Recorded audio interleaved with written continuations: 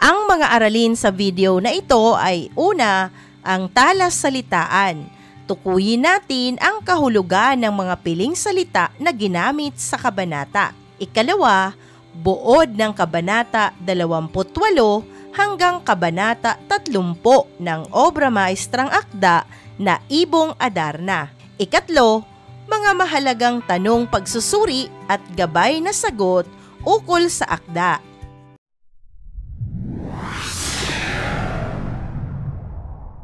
Dumako na tayo sa unang bahagi ng video na ito.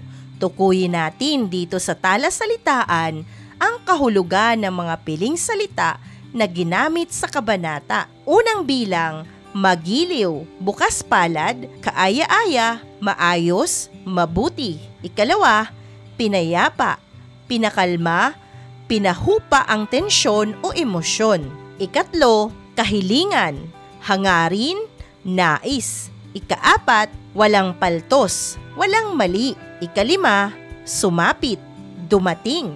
Ikaanim, mahika, kapangyarihan o kakaibang kakayahan. Ikapito, durungawan, bintana.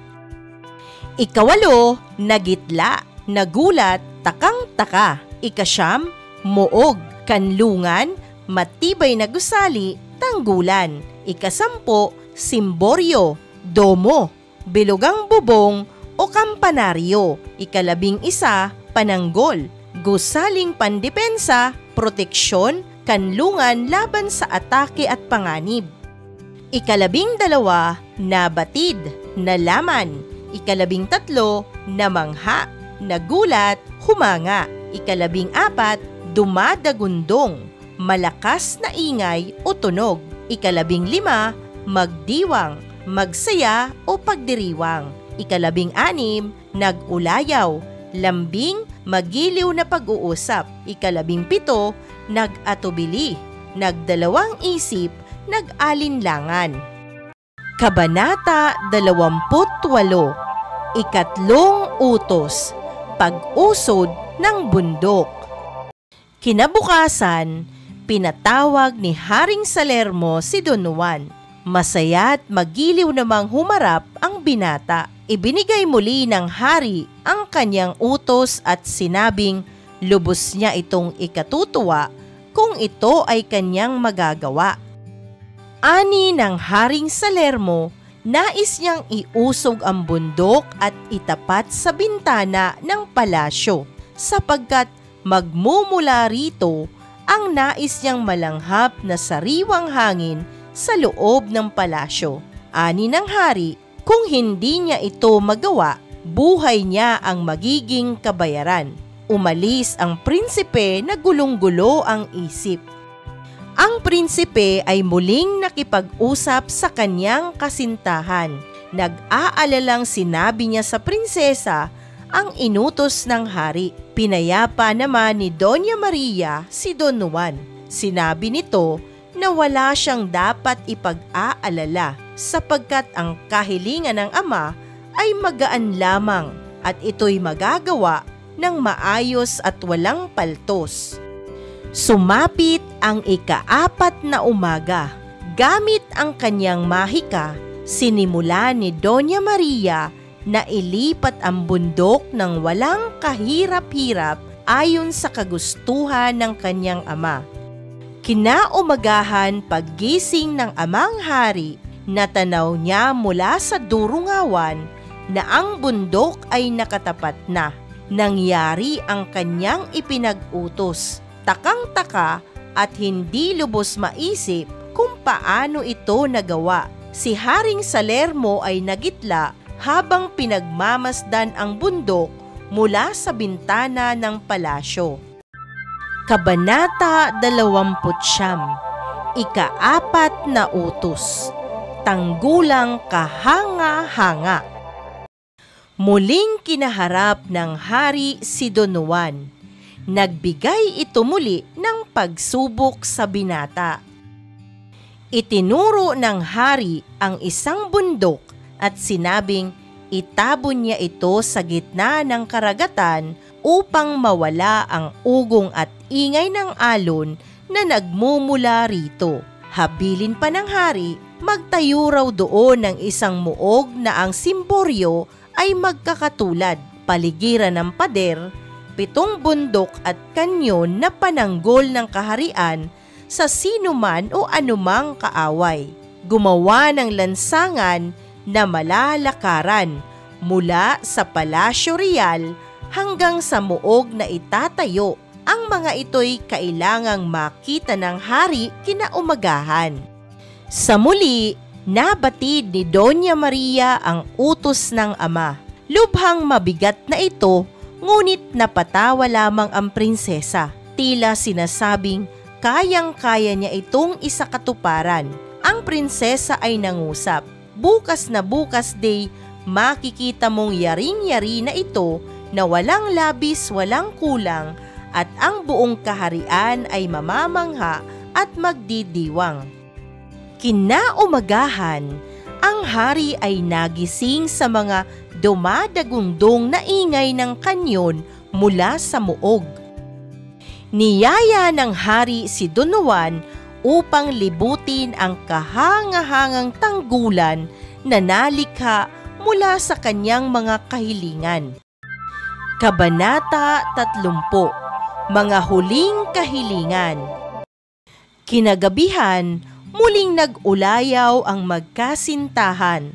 Tinanong ng prinsesa kung ano ang utos ng hari upang magawa na nila sapagkat ang gabi ay lumalalim na. Nag-aatubili man, sinabi ng prinsipe kay Doña Maria na nais ng hari na hanapin niya ang singsing na nawawala sa karagatan. Ito raw ay mahalaga at lubha niyang kailangan. Walang sinayang na sandali, silang dalawa lula ng bilog na bangka ay nagpalaot upang hanapin ang singsing ng hari.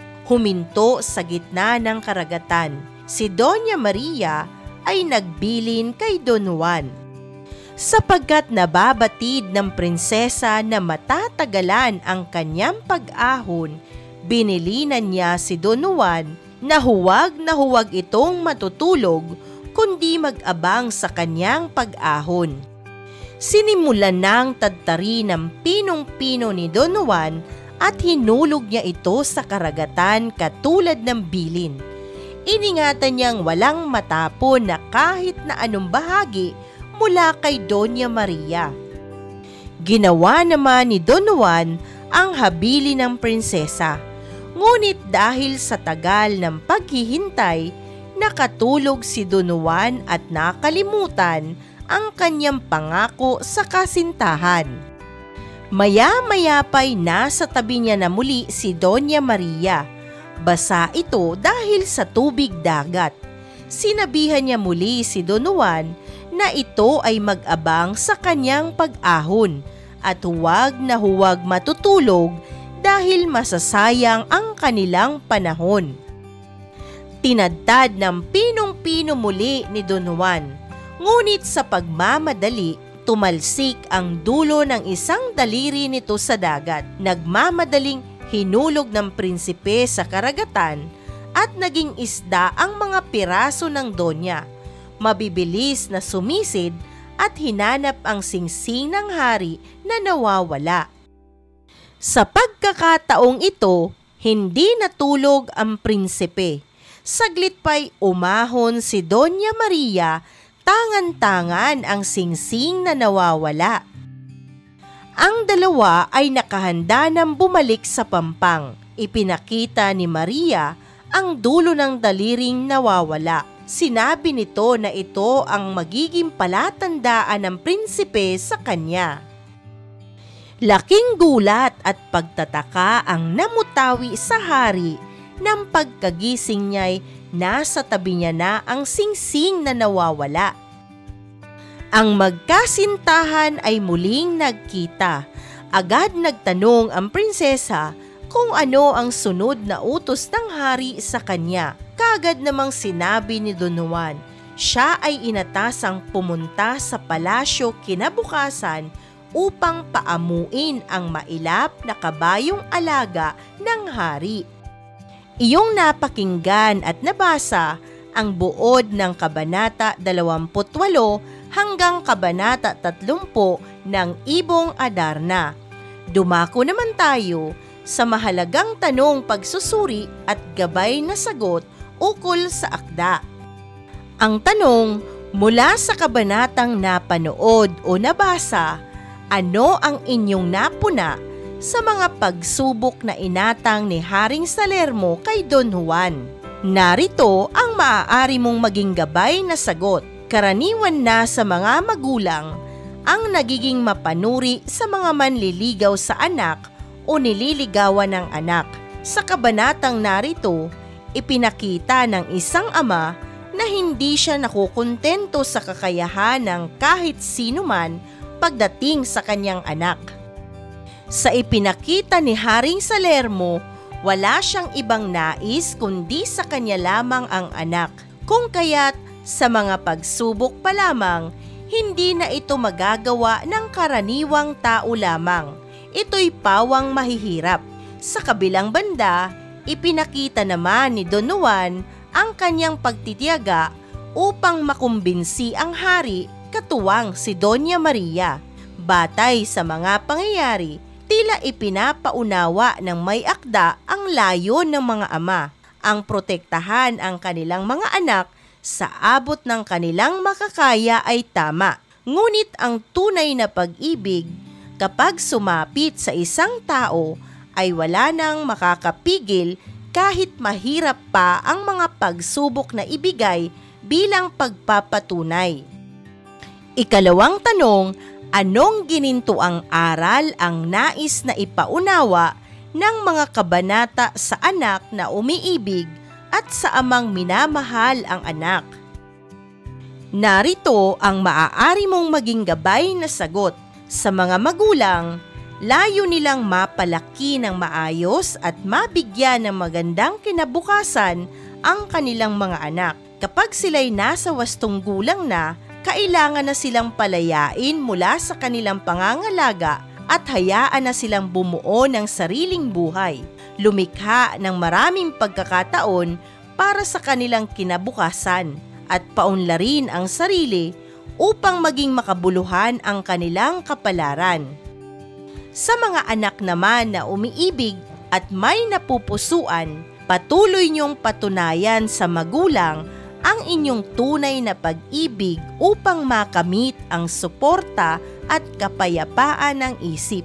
Ang relasyon ng bawat pamilya ay mahalagang mapagtibay at ang pag-ibig ay dapat na nagbubuklod sa mga taong hindi lubos na nagkakaunawaan at nagkakakilala. Hindi marapat na ito ang magiging dahilan ng kaguluhan. Isang mahalagang aralin muli ang iyong napanood. Maraming salamat sa panonood sa channel na Aralin sa Filipino. Huwag mag-atubiling mag-comment ng inyong tanong, suggestions o paglilinaw ukol sa aralin. Munting kahilingan sa iyong kaibigan, paki-like, share and subscribe para updated ka sa mga susunod pang bagong video ng Aralin mo sa Filipino.